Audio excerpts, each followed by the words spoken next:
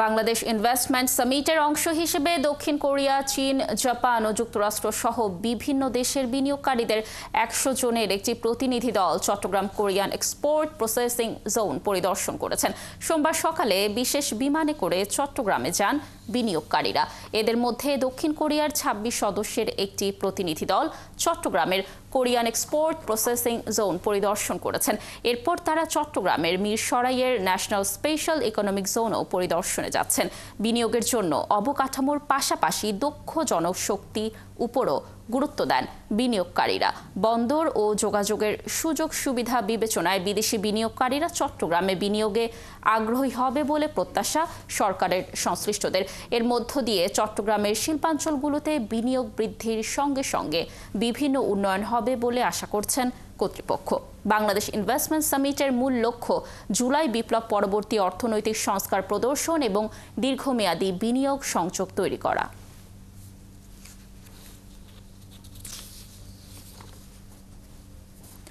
রাজধানীর হোটেল ইন্টারকন্টিনেন্টালে চলছে Bangladesh investment summit 2025। 4 দিন ব্যাপী এই সামিটে যোগ দিয়েছেন 40টি দেশের ব্যবসায়ী ও বিনিয়োগকারীরা। দর্শককে নিয়ে আরও খবর জানাতে সেখানে আছেন সহকর্মী রুহুল আমিন। আমরা সরাসরি যুক্ত হচ্ছি তার সঙ্গে।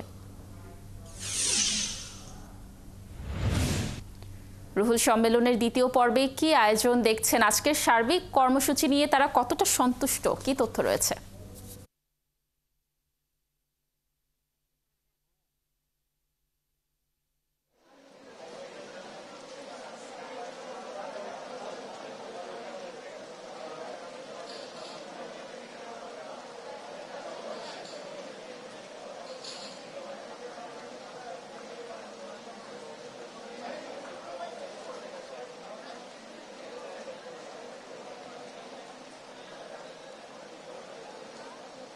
এরই মধ্যে আয়োজক যারা বিনিয়োগ উন্নয়ন কর্তৃপক্ষ বিডা একটি সংবাদ সম্মেলন করেছে এবং সারাদিন কি হয়েছে তার একটি সারসংক্ষেপ তুলে ধরার চেষ্টা করেছে।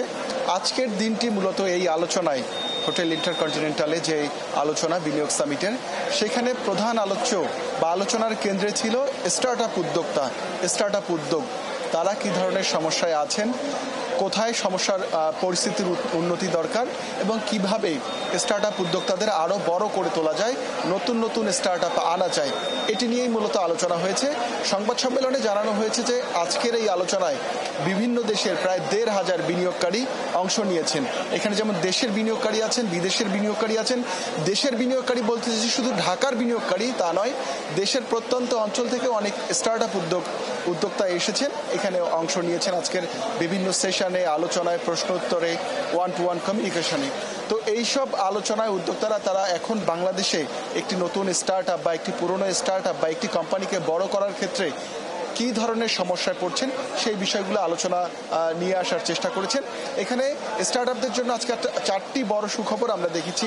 এরই মধ্যে আপনি জানেন যে বাংলাদেশ ব্যাংক গভর্নর একটি ঘোষণা দিয়েছেন যে 800 কোটি টাকার একটি ফান্ড বাংলাদেশ ব্যাংক শীঘ্রই উন্মুক্ত করবে এই নতুন উদ্যোক্তাদের জন্য।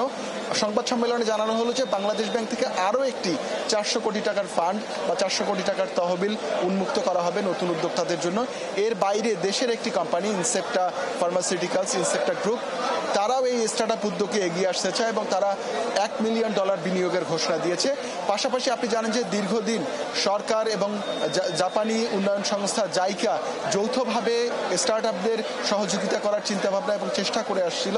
সেইখানে আজকে ঘোষণা দেওয়া হয়েছে যে এই দুই সংস্থার বা এই সরকারের, জাপান এবং বাংলাদেশ সরকারের যৌথ উদ্যোগে শীঘ্রই স্টার্ট আপদের জন্য আরেকটি ফান্ড চালু হবে। তো এগুলো নিঃসন্দেহে বাংলাদেশের স্টার্ট আপের জন্য একটি বড় সুখবর। বিশেষ করে নতুন নতুন উদ্যোক্তা যারা বিনিয়োগ পেতে চান তাদের জন্য একটি বড় আশার আলো তৈরি হয়েছে। একইভাবে উদ্যোক্তারা বেশ কিছু প্রশ্ন উত্থাপন করেছে। বিশেষ করে জুলাই অভ্যুত্থানের সময় আমরা যেটি দেখেছি যে ইন্টারনেট বন্ধ করে দেয়। আপনি জানেন যে স্টার্ট আপদের ব্যবসার মূল কাঁচামাল বলাই চলে এটাকে, যে ইন্টারনেট, এবং সেই জুলাই অভ্যুত্থানের সময় দীর্ঘদিন ইন্টারনেট বন্ধ করে দেওয়া হয়েছিল, বন্ধ করে রাখা হয়েছিল, যে কারণে এই ইন্টারনেট কেন্দ্রিক যারা ব্যবসা করেন, স্টার্ট আপ যাদের আছে, তারা নানা রকম সমস্যায় পড়েছিলেন। তো তারা সেই দাবিটি তুলেছেন আজকে, যেন ভবিষ্যতে বাংলাদেশে কখনো আর ইন্টারনেট বন্ধ না হয়। সরকারের পক্ষ থেকে আজকে বলা হয়েছে যে ইন্টারনেট যাতে ভবিষ্যতে বন্ধ না হয় সেজন্য বেশ কিছু উদ্যোগ নেওয়া হয়েছে। যেমন ইন্টারনেটকে নাগরিকের মৌলিক অধিকার হিসেবে স্বীকৃতি দেওয়া হচ্ছে, একইভাবে বিটিআরস এর আইন সংশোধন করা হচ্ছে এবং পাশাপাশি বিদেশি যে স্টারলিং সহ মহাকাশ কেন্দ্রিক যে ইন্টারনেট সেবাদান সংস্থাগুলো আছে সেগুলো যে বাংলাদেশে আসবে এবং তাদের যে চুক্তিপত্রগুলো করা হচ্ছে সেগুলোতেও ইন্টারনেট বন্ধ করতে পারবে না এ ধরনের বিধান রাখা হচ্ছে। অর্থাৎ ইন্টারনেট বন্ধ হবে না বলে যে ধরনের আলোচনা চলছে সেটি সরকারের পক্ষ থেকে আজকে একেবারে উড়িয়ে দেওয়া হয়েছে। এর পাশাপাশি অন্যান্য বিভিন্ন তহবিল বা ব্যবসা করার ক্ষেত্রে যে সমস্যাগুলো হয় সেগুলো নিয়েই আলোচনা হয়েছে। এবং রহুল, ধন্যবাদ আমাদের সাথে যুক্ত থাকার জন্য। আপনি আরো তথ্য সংগ্রহ করতে থাকুন, আমরা নিশ্চয়ই আবারও আপনার সাথে যুক্ত হয়ে সেখানকার তথ্য দর্শকদেরকে জানানোর চেষ্টা করব।